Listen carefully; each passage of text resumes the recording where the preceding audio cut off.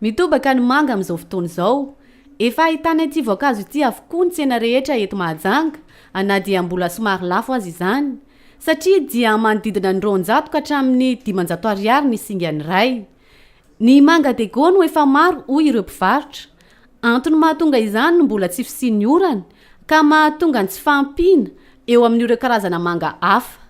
Anisan'ny olana sedrain'ireo mpivarotra ihany koa ny tsy fisimpividy no fahataperan'ny andro fialan-tsasatra ka tsy misy intsony ny mpiala sasatra hoy hatrany izy ireo.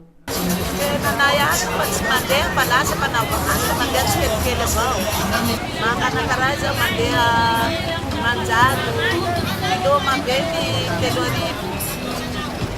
Manga digo izao masaka fa le sasany mbola tsy masaka. Manga manta misy. Efa na voankazo no mampandeha an-tsena pareo mbalasa tsy kelikely koa na tanàna. Efa misy ihany koa ireo manga manta fanao lasary eny an-tsena eny.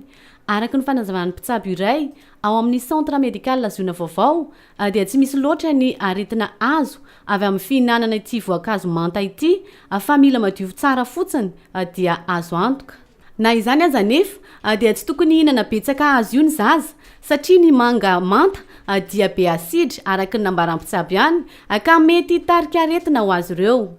Mila fitandremana araka izany ny fahadiovana alohan'ny hihinanana voankazo satria aleo misoroka tokoa izay mpitsabo.